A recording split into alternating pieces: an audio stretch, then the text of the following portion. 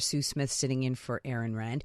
And that question is, should voting power be based on how much income tax you pay? So here's the whole convoluted way of how it started. And by the way, it is been lighting up social media. And this proposal is being led by a Canadian billionaire. His name is Toby Lütke. He's the CEO of Shopify. So it started on X. And Toby said that seniors should not get a vote at all. He called it a new deal. This is a quote. He said from X, when you get your pension deal, it's locked in and guaranteed. But now you are a dependent, and that means no voting, just like dependents underage. Enjoy the deal. Let people with a stake in the future decide. Let people with a stake in the future decide. Okay, pretty controversial. So then a self-described retiring banking executive named Eric Thor, he chimed in. He suggested that instead of that, voting be weighted to income tax. He said, why not reward representation of taxation and build a democracy around those that foot the bill? Toby responded by saying, yeah, good system. And X went nuts, as you can imagine. Mostly trashing those two, I have to say. I want to hear what you think. 514-790-0800 is the number to call. 514-790-0800 is the number to text. 514-790-0800. Denis Pilon is the chair of the Department of Politics at York University, and he joins us on the line. Good afternoon. Good afternoon. So what do you think of this suggestion? Well, it's terrible. It's terrible. It's anti-democratic. Yeah, I mean, I'm a Democrat, so I find this quite appalling. But on the other hand, I mean, it really pulls back the curtain. I think often, we have this idea of wealthy people. We hear stories or see people focused in the media or giving money. They're very generous, giving to charity.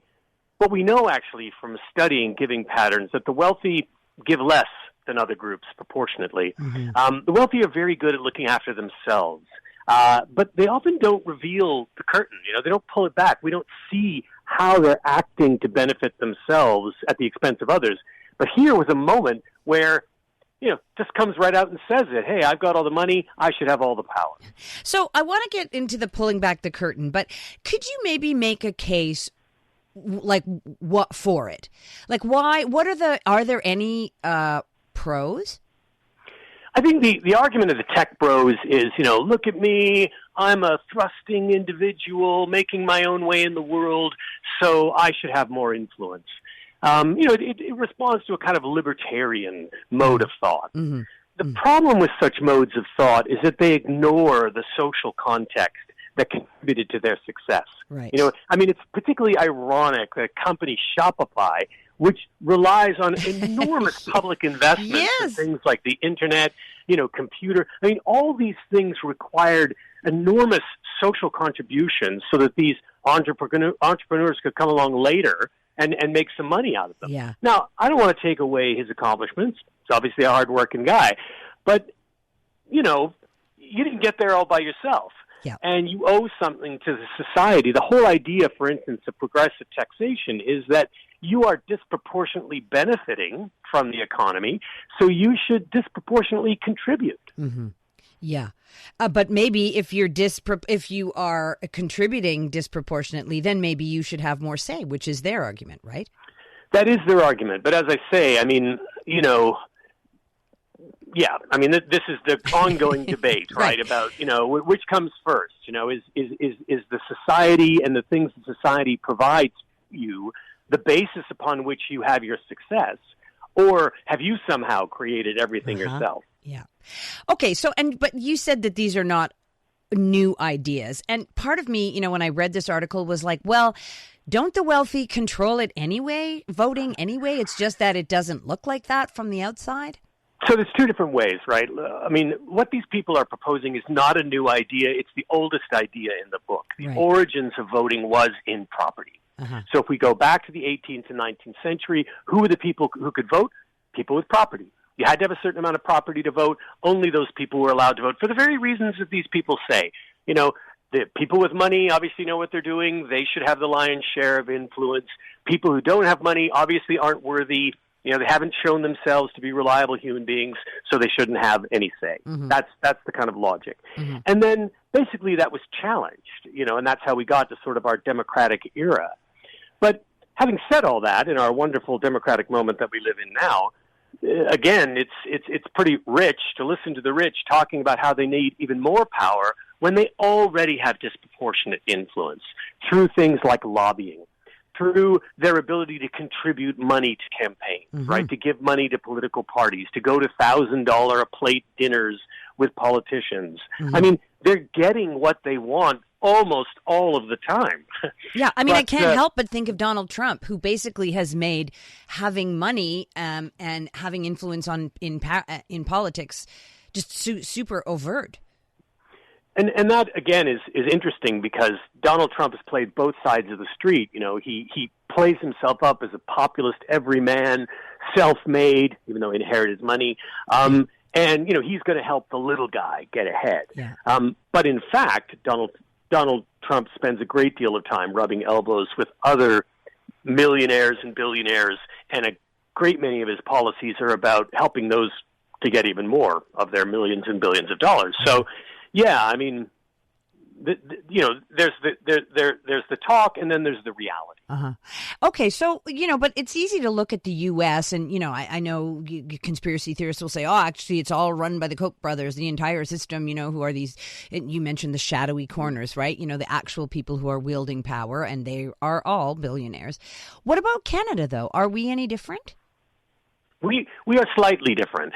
Obviously, we have many billionaires, and as we heard from our Shopify friend, they also think that things should be run in a very Trumpian way. Some of them do. Yeah, some of them. Yeah. I mean, again, I think the rumors of wealthy, benefit, it doesn't match up with the reality. Right.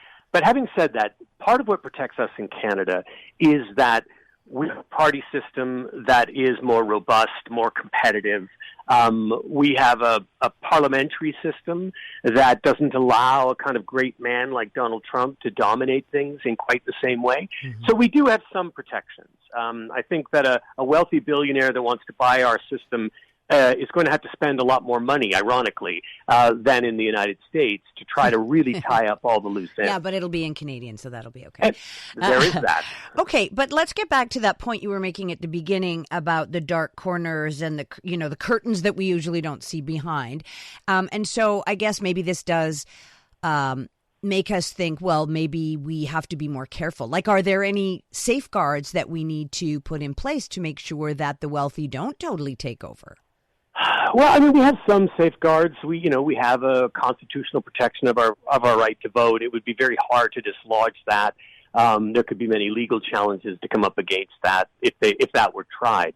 But at the end of the day, we only have our eternal vigilance, to make sure that the political system actually delivers the results that we want it to. And it's not a conspiracy. I want to push back against that when we talk about the role that the wealthy plays. I mean, a lot of it's right out in the open. I mean, right. and a lot of it's allowed. Lobbying is perfectly legal. Mm-hmm. But I don't think that the public really understands the kind of influence and power that the powerful have. I mean, way back in the day, I had a politics prof who talked about how, local government is about developers. Why? Because when you come home from work, politics is something you have to do in your spare time. For the developer, politics is what they do every day. Right. They've got someone on the phone every day down at City Hall, making sure that things are shaped the way that they will be most profitable for them. Right. That's why they have the advantages. Uh-huh. Well, I guess 'twas ever thus. Listen, great talking to you. Thanks so much for your perspective, and thanks for kicking off our discussion. Well, thanks for having me. Okay, bye-bye. The newest tracks. Let's go.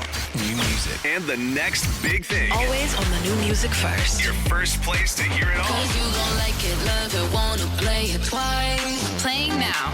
iHeart New Music.